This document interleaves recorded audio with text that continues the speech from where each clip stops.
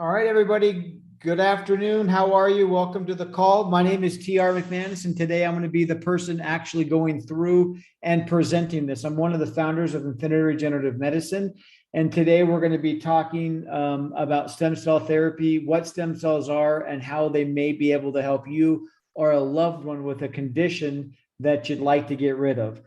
Now, how this will work, since we have many, many people on the call today, and they're coming from different doctors who have referred them or different people that have brought them in or different ways they heard about it, this call will be where we don't have the ability to necessarily answer questions, or even like if you're going to try to ask a question while I'm talking, I don't really have the way to kind of do both.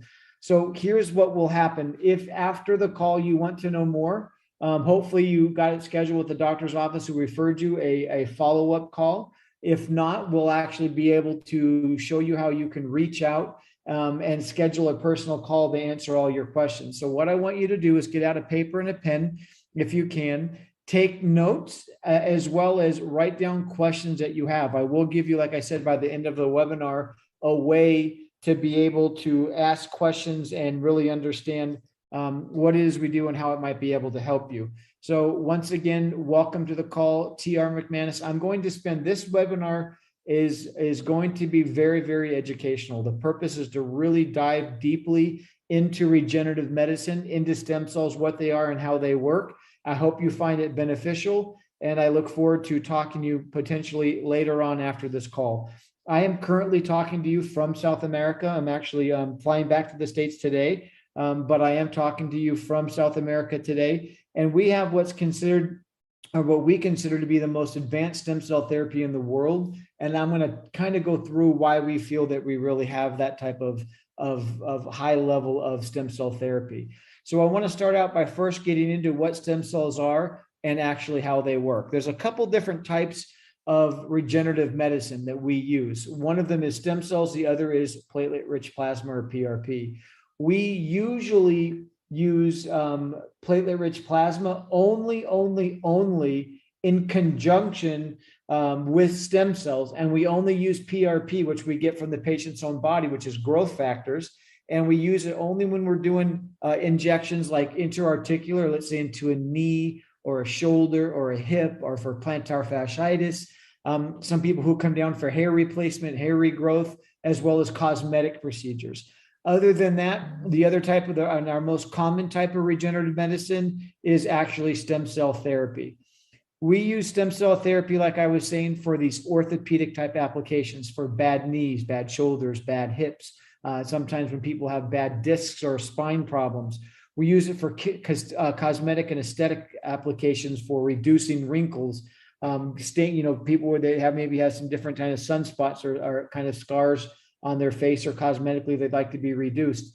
But primarily we use it for IV therapy application. What we mean by that is we have the ability to put in large doses of these stem cells that we're going to learn about into the veins so they can travel throughout your body and help people with different conditions that they're dealing with. Conditions like Parkinson's, conditions like multiple sclerosis, conditions like cerebral palsy and autism, heart failure, kidney and lung problems, over 80 different autoimmune diseases, and many, many other things. And that we usually do IV. But first, let's talk about what is regenerative medicine. What is it, and what is it designed to do, and what's the logic behind it? Regenerative medicine is a field of healthcare and as well as research that deals with the process of replacing or engineering, regenerating human tissues or cells or organs to get them back to normal function. So the idea is, if you have a problem, or a loved one that you're on this call for has a health issue and they're looking to solve it, our idea with regenerative medicine is fix what's causing that problem so that the problem goes away and stays away.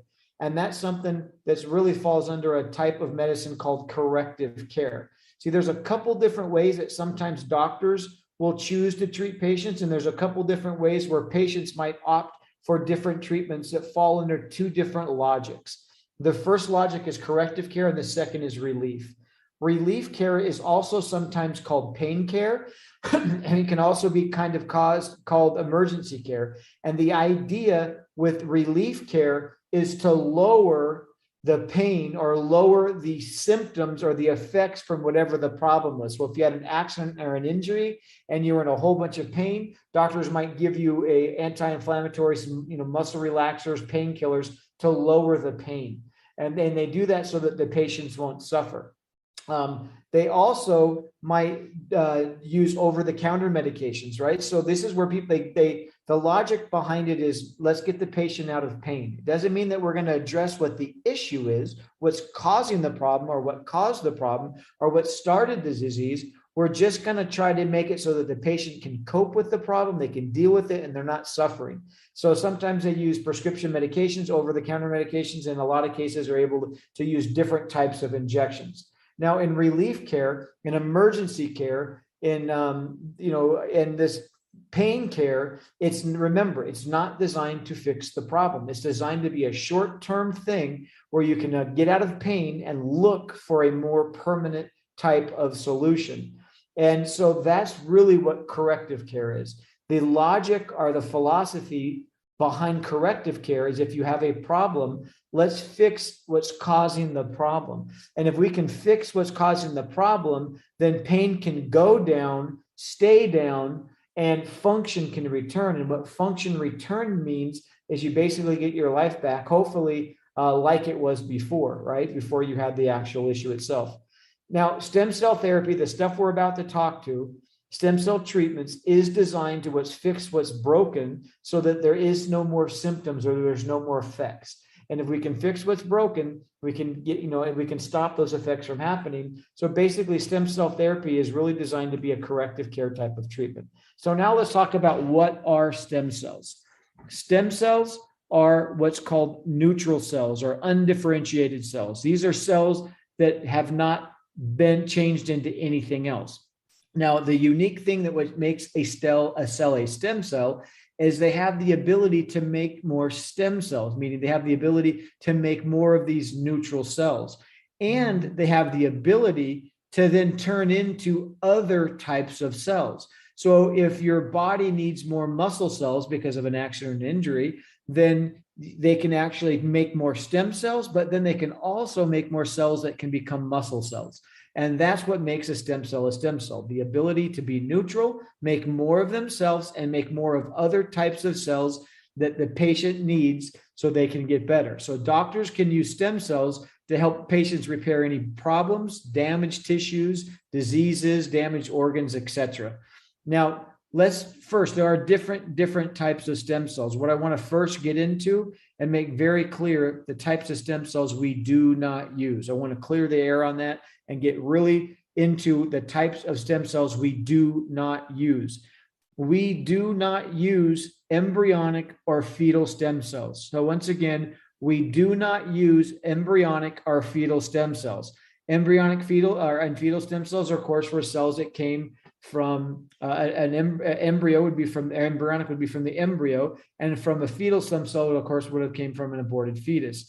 In harvesting stem cells from the embryo, you would actually terminate the embryos, as well as, of course, you'd have to get fetal stem cells from an aborted fetus. And there was huge moral and ethical implications with these types of cells. Like the Catholic Church and many different groups were completely opposed for the use of these types of cells in scientific studies as well as patient application. Now, the other thing is there's legal reasons. Legally, we cannot use these cells here in South America, in Colombia, where I'm at today, nor are we able to use them in the United States. So we don't use them for moral and ethical reasons, and we don't use them for legal reasons. And one of the most important things as well is the medical and the scientific reasons that we do not use these stem cells. Embryonic stem cells and fetal stem cells are considered pluripotent stem cells. Pluripotent means they have the ability to change or differentiate. Remember, they can make more neutral cells and they can change into other types of tissue. So they can basically turn into almost every single type of tissue or cell in your body. We have over 200 different types of cells in our body. The embryo and the fetus is trying to develop and become a fully developed little human, an infant, a baby, right? So they need to be able to be flexible and be able to turn into all these different types of tissues. Here was the problem with that. Now, when you think about that, you're like, well, that makes sense. That's the kind I would want. And that's what medical doctors and scientists first thought when the research began. These are the cells that we should use. But they ran into some problems, not just the moral and the ethical problems, but they ran into medical or scientific problems as well. And that was when you would put these cells inside a person. So they become donated and into a recipient, somebody would receive them. The immune system would actually attack the cells. So your immune system, we're going to talk a lot today about the immune system, is something that's super important. Your immune system is actually there to help protect you from invaders, outside forces, and also protect you from things that are happening inside of your body, like cancer, like viruses, like bacteria, parasites. It's designed to help protect you from outside as well as internal factors. When these cells would be introduced, your immune system would look at them like foreign invaders and actually would attack them. And because of that, doctors, to try to get the patient the care and the help that they were looking for from these stem cells, they would have to lower the immune response. They'd have to make it so that the immune system couldn't react and couldn't try to kill those cells that they were putting in. Now, here is the problem with that. When you lower somebody's ability for its immune system to respond, you open the door for problems, right? The ability for bacteria, viruses, parasites, other things to kind of run wild or be able to get in. But also, we all as humans and adults have multiple types of cancer in our body at any given time.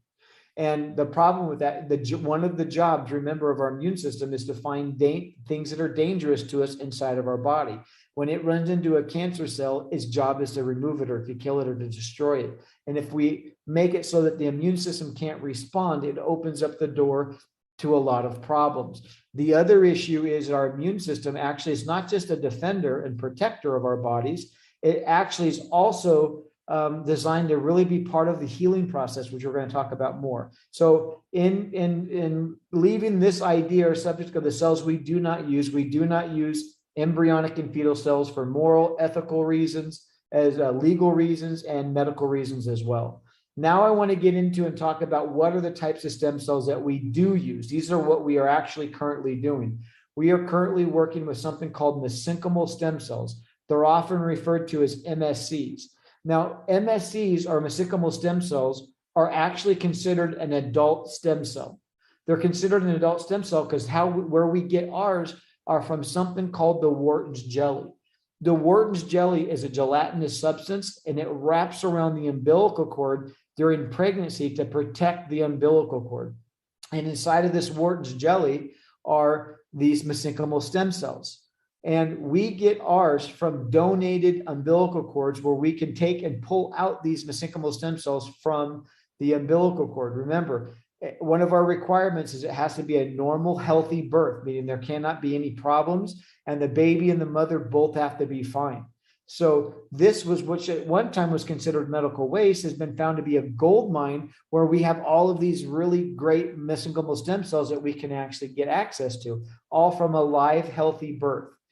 This has been a very, very promising field. And now, instead of the Catholic Church attacking stem cell therapy, they're actually supporting it. Every 2 years, the Vatican hosts a conference bringing the greatest minds of stem cell therapy and regenerative medicine and things like this to the Vatican to have a huge conference to further the research. So now, from being completely against it, now they're a huge supporter of it. And that's because these are considered adult stem cells. And it's also the opportunity that these things have to do with healing. See, mesenchymal stem cells, not only are they adult stem cells, they're also what's called multipotent. And multipotent means they have the ability to turn into or change into only a few different types of cells. So they can't turn into or potentiate the growth of just any cell. It's a selective type of cell. That's the only thing that they can do. And the good thing is they're considered non-tumorigenic. They're actually considered to be they're actually considered to be non-tumorigenic, where they're not known to form nor cause cancer. They do not form or cause cancer. Non-tumorigenic, very important thing.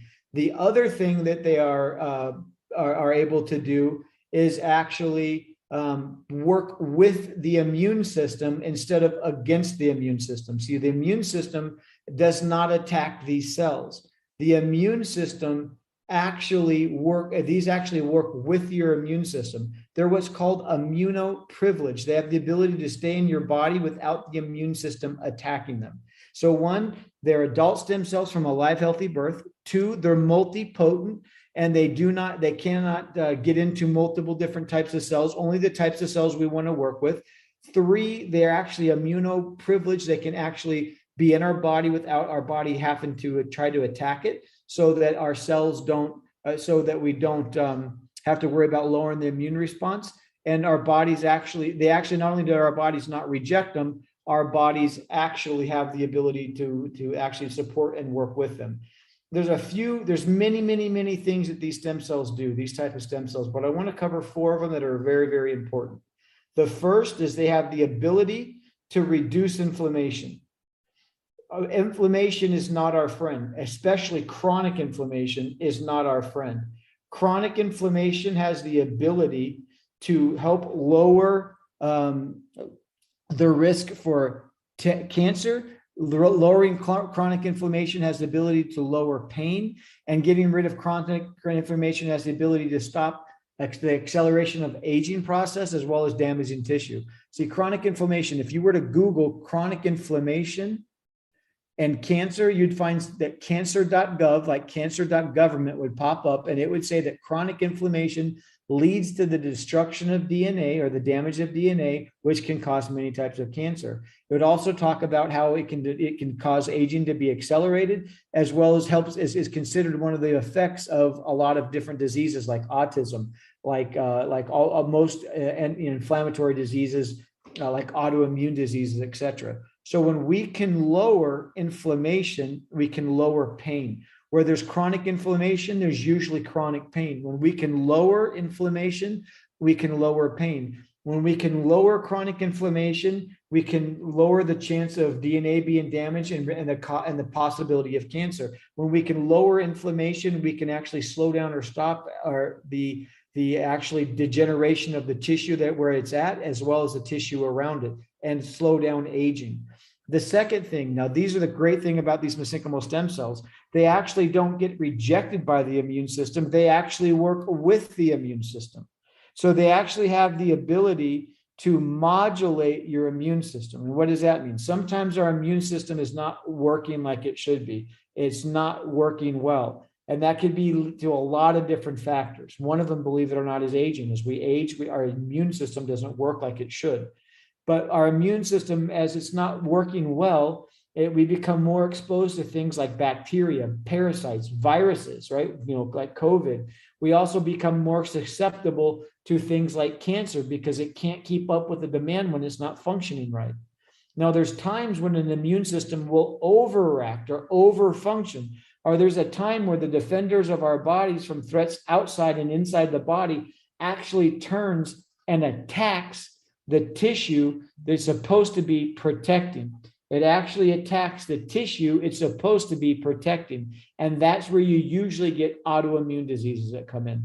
So the great thing about our stem cells is they have the ability to actually work with the immune system. And when they need to bring it up and help in things like viruses and colds and flus, it can.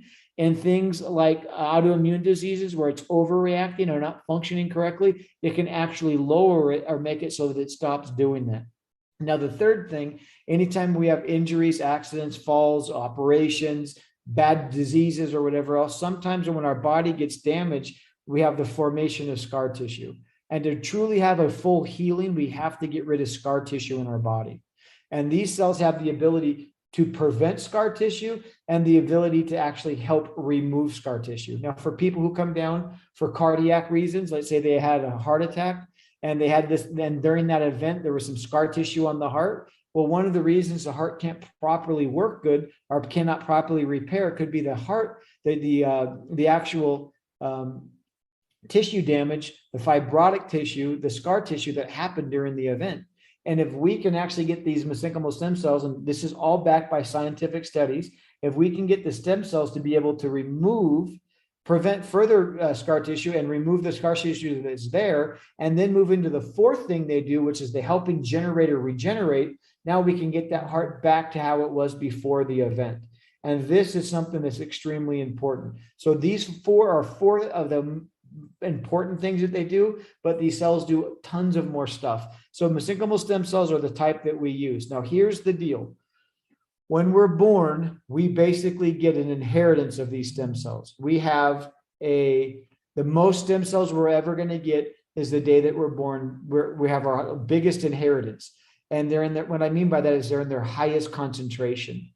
They also, every second of every minute of every hour of every day, we're starting to have cells that are naturally dying in our body, as well as sometimes we have accidents, injuries, operations, problems. Every time we do that, we actually start to use up cells. See, cells we not only have to use stem cells to replace things when we have accidents, injuries, slips or falls or diseases, we also have to use stem cells just to maintain our life. And what I mean by that is every second, as an example, we lose 15 million blood cells.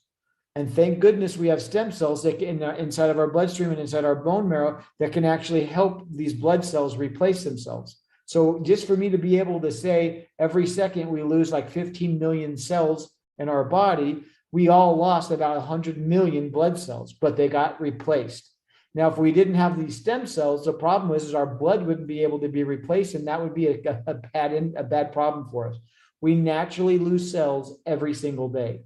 Our stem cells in our body have the ability to make new cells. Remember, they can divide and make more stem cells, and they can divide and make other tissues to make it so that we can maintain our life. We also use them when we have these accidents, injuries, slips, and falls. Now, because of all of this, there's a medical term called stem cell exhaustion. And stem cell exhaustion, it basically explains as one of the hallmarks of aging. And that's basically it. Stem cell exhaustion is an age-related deficiency of stem cells, meaning as we get older, we have less stem cells. Remember, we're constantly using them and we're constantly losing them. Every single minute, every single second of every single minute of every single hour of every single day, we're using these things up. We also use them when we get injured. So stem cell exhaustion is a serious, serious thing that really is known to lead to aging. And is also because of aging, it happens. It's like this catch-22. There's really a three-pronged part of stem cell exhaustion. One is the decrease, as the numbers of cells decrease as we get older because we're using them, etc. That's part of the exhaustive process. We have less of these cells. The rate of proliferation. Well, what does that mean? That means how fast that one stem cell can make another stem cell. How fast can one stem cell make another stem cell is what the rate of proliferation is. And also the third part of this prong is how many growth factors, proteins, cytokines, growth factors, elastin, molecules, how much of these building supplies that our bodies need can these stem cells actually produce? So how many they can actually produce is basically how much they produce. And as we get older, we have less of them. As we get older, they slow down, just like our bodies slow down. And as we get older, they actually have the ability to produce less building blocks. So let's look at a study that came from a Dr. Kaplan. And he actually found that when we're born, we have this highest concentration. It's about one of these mesenchymal stem cells for every 10,000 other types of cells in our body. That means we have a very high concentration. As the other thing about these stem cells when we're born, they're at their fastest. And what does that mean? They have the ability to actually go from one cell and in 31 days produce 1 billion cells. So one cell can become 1 billion cells in 31 days. That's a big number. So there's a lot of them and they're fast. The second thing is they're also, when we're born, they have the highest ability, the highest potential to produce the most types of things that we need when we have to rebuild, replace, and repair tissue that's damaged or we lose. So they're at their highest potential to make the supplies, the building supplies that our bodies need when we're born. Now, this is important because remember, when we're born, we're a small 6, 7, 8 pound baby. We have to become full grown. And it takes a lot of our regenerative medicine inheritance, right, to grow our bodies, to fix our bodies and maintain our bodies in those first 20 years or so. By the time that we reach our skeletal maturity in our late teens or our early 20s, we usually have used up about 90% of the concentration of the stem cells we have. And instead of having one of these cells for every 10,000 cells, it's more like one of these cells for every 100,000 cells. So you can see the concentration of these cells is greatly reduced. Now, remember, these cells not only fix things when they're broken or replace things, they also replace things as we lose them.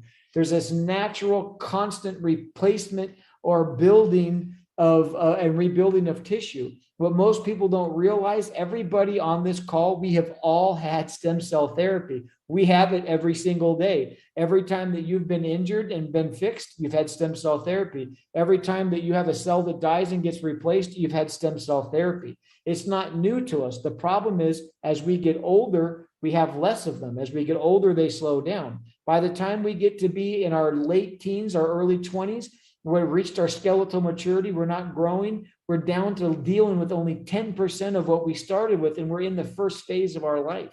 So this is one of the whole things that happens with this stem cell exhaustion. Now, by the time we reach age 50, we end up having more like one stem cell for every 400,000 cells in our body. So we have one stem cell for every 400,000 cells in our body. Remember, when we started, we had one for every 10,000. That means that we have 40% less as far as the percentage or concentration in our body than we had when we were born. We have 40 times less ability to heal ourselves when we're hurt, to fix ourselves when we're sick, and we have 40 times less ability to actually even maintain life as we have natural cell death and they have to be replaced.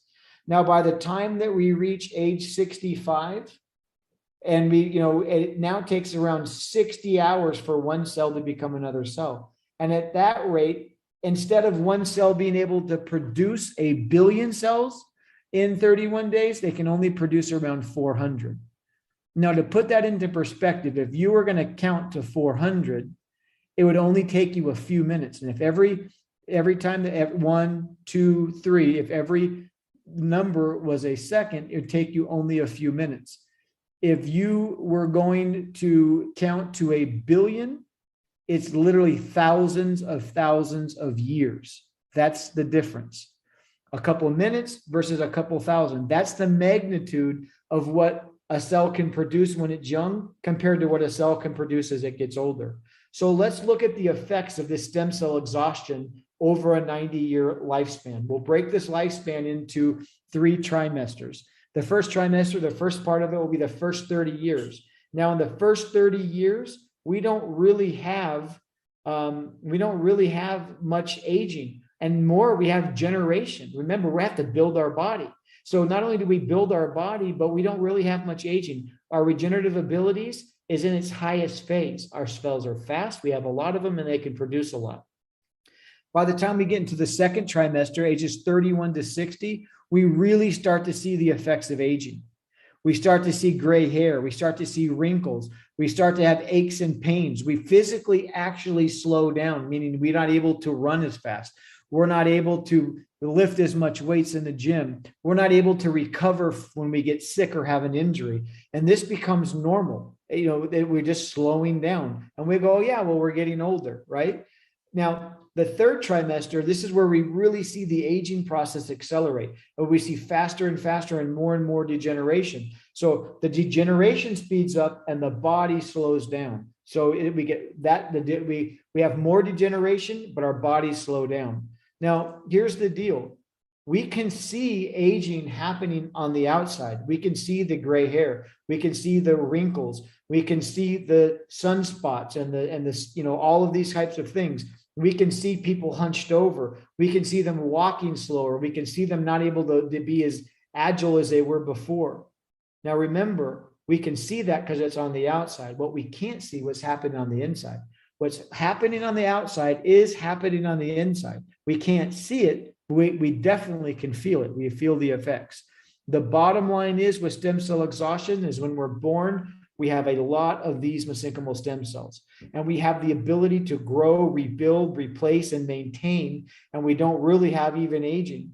As we age and we get older and older and older, we start to have less of these stem cells, and aging starts to happen. And when we have too few of these things, guess what? Unfortunately, we're not even able to maintain our lives, and we move towards an end-of-life event.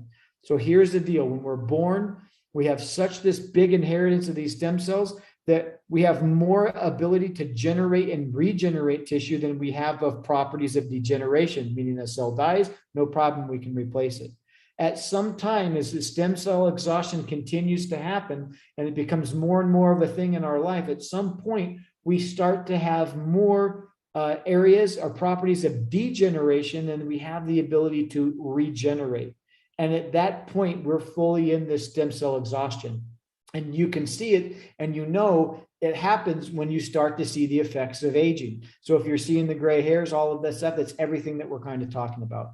So now that we've talked about what stem cells are, how they work, and what they can do, I want to be able to talk to you now really quick for the next few minutes on what we're able to do and how we're able to do it here in South America. I made a pretty big claim that we feel like we have some of the most advanced stem cell therapy in the world, and now I want to kind of go through that. I'm here today, like I was saying, in the country of Colombia, where, believe it or not, we have an unbelievable state-of-the-art laboratory and medical center. I want to introduce you to our medical team, or this is just part of our medical team. Dr. Julieta is a tenured medical professor at the university. She's also a teaching doctor. She's also a medical geneticist, which is a really big deal in this arena. So it gives us a huge advantage over other labs around the world. She's also put our lab together, and she's the laboratory director, and she specializes in stem cell therapy and regenerative medicine.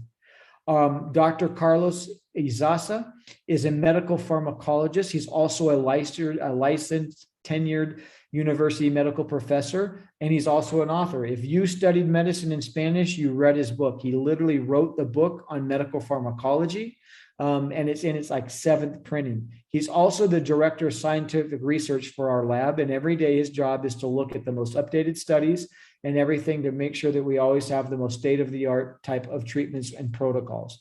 Dr. Samuel is actually a university professor. He's been teaching at the medical university for over 21 years, and he's actually a professor of anatomy. He's also one of our treating doctors, and if you were going to get an intra-articular type of application, a cosmetic or a hair replacement, he'd be the guy that would be doing it. And then there's Dr. Natalia. Dr. Natalia is our medical coordinator and director, and her job is to help coordinate and direct things, and she's also one of our treating physicians.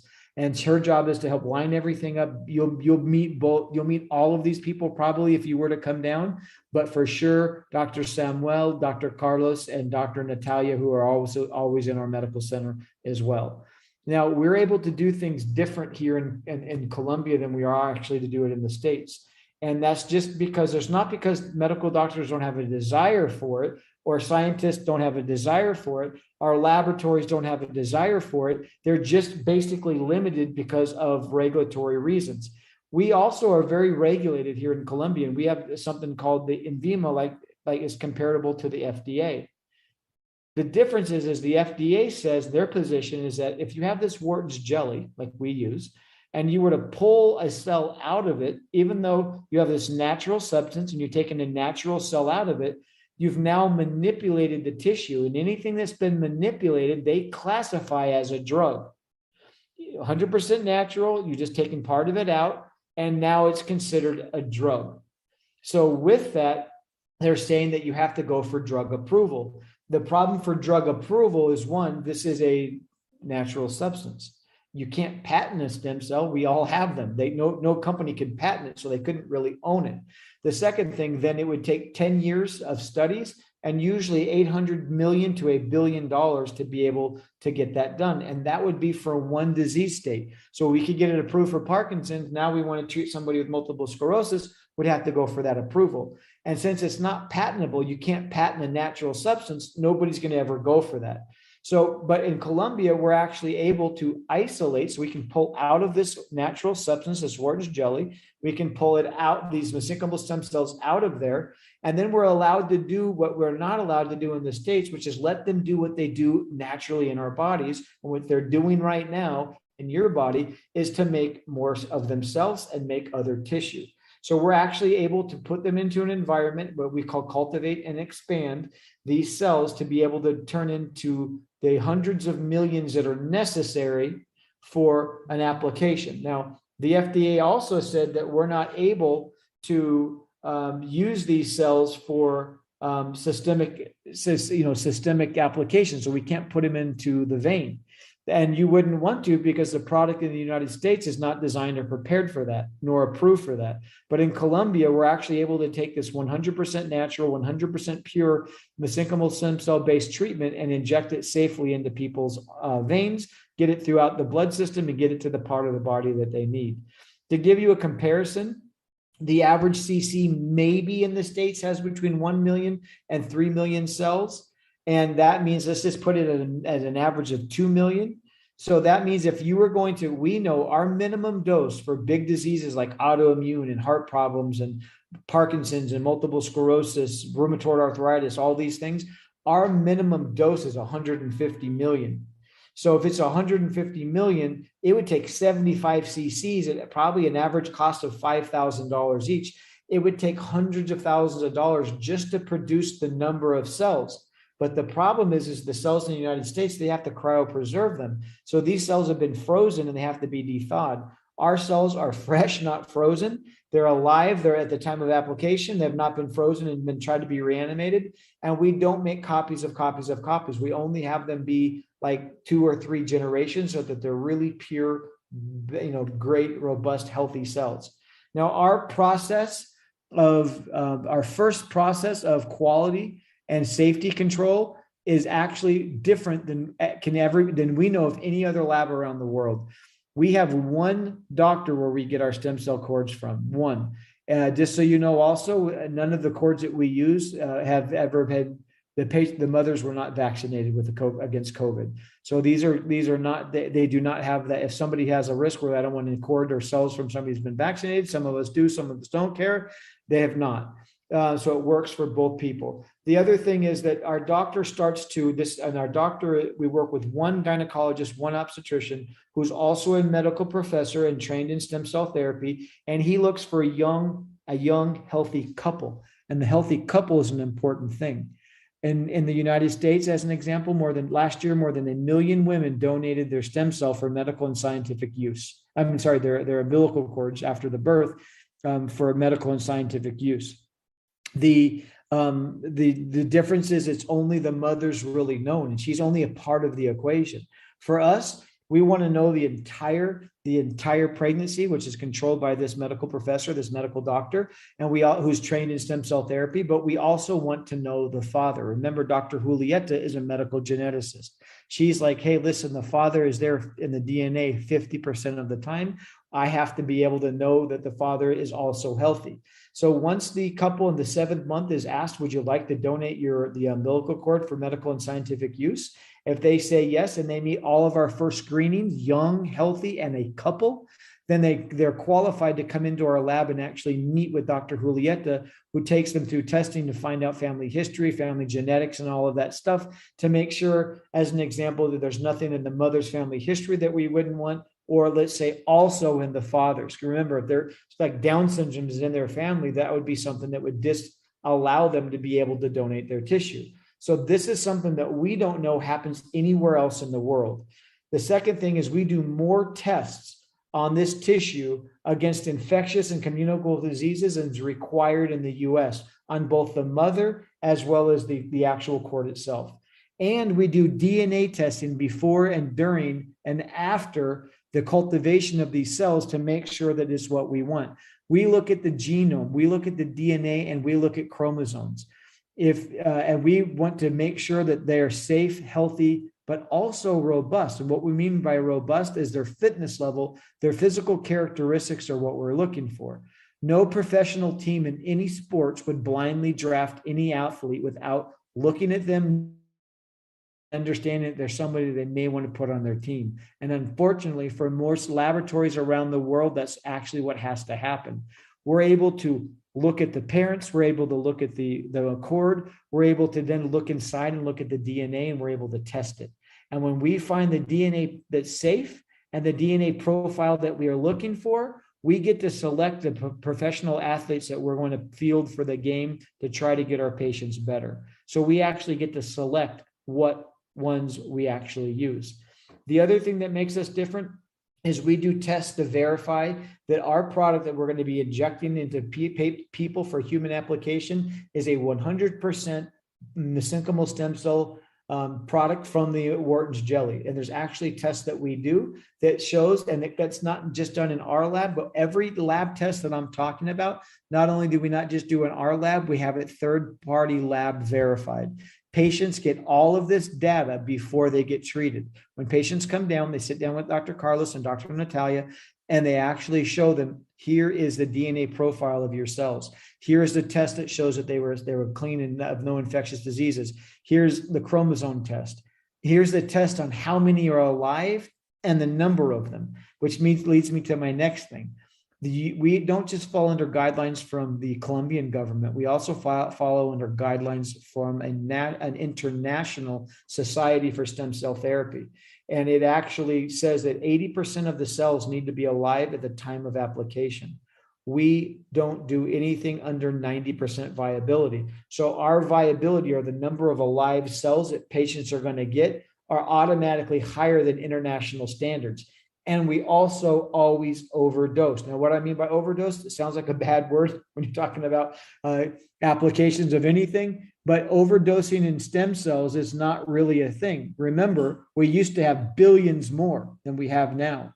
And we're talking about, well, we need to maybe put 150 million in there. We may give you 160 million or 170 million to make sure that you have enough to actually overcome the problem. You can't be overdosed, but you can be underdosed. So people who think, well, I went and got stem cell therapy, but remember, if you got it anywhere else, it was probably maybe only 1 out of 10,000 cells could have been a stem cell. Maybe it was less. So maybe if I was going to have you buy a car from me and I just gave you a hubcap, that wouldn't be a car, right? There's a lot of other parts. We make sure that people get enough of a dose to have the best chance to get the therapeutic outcome that they're looking for. If you get underdosed, it may not be successful. So these are all of our quality control factors. Now, remember, we use 150 million verifiable, alive, robust, healthy, young source stem cells.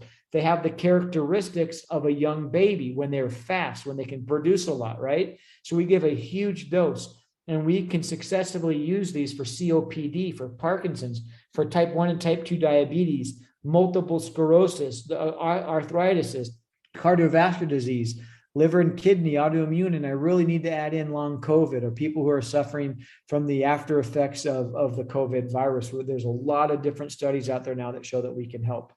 For orthopedic applications like plantar fasciitis, shoulder pain, hip pain, knee pain, etc., it's a high dose of 50 million cells. Most people that have gotten a regenerative medicine product in the States, it's usually only about 1 million cells, and they're frozen. Think about the difference of having 50 times more cells and them being alive instead of being frozen. Same kind of things for our anti-aging or cosmetic type of treatments is a large dose of over 50 million cells.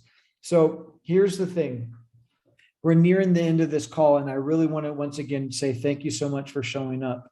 If you decide that you have an interest of knowing more, we'd like to and get all of the questions that may have come up answered. We'd like to do a personal consultation. The consultation will just be informative, just like this call. It'll just be informative. We'll be able to ask you questions about your problem. You'll be able to ask us any questions that you have. If after that call, you're like, I would like to know if I'm a candidate, we would send you over a link where you can safely submit your medical history on a HIPAA compliant server, where it goes directly to Dr. Natalia and our medical team. They will review your case specifically and the different diseases you have specifically. They will research it from our own case files, our patient histories, as well as from other labs and studies from around the world. Based on what they find, they'll come back with a medical recommendation. Are you a candidate? Are you not a candidate? If you are a candidate, are you a great candidate, a good candidate, a fair candidate, or a poor candidate? And then they'll also give an estimate of the number of cells and how they need to be applied. We're very conservative. We understand that you'll have to travel for this. So we want you to know with a very honest and open estimation, what we call a prognosis of what you should be able to hope for, all right, and expect. And then of course, there is the people who get a much better result than we actually usually tell them. If you want to do it at that point, we'd answer any other questions that you have. And we'd then help you book your stays, book your transportation with our concierge who will be there, who's bilingual to help you out, set up trips and tours if you want to check out the local area, and get you back to and from the actual medical facility. So once again, I want to thank everybody for being here. If you have a question, you get with the doctor's office that sent you, get with however you got here. If you're talking to one of our representatives, they'll get with you. We'll schedule you this personal call. It'll be only an informative call to answer your questions and for us to see if this may make sense to explore further. Once again, thank you so much for your time. I look forward to speaking to those of you that want to meet with me or speak with me in the next couple of days. Have a great day. Have a great rest of your day, and I'll talk to you soon. Once again, thank you for joining the call.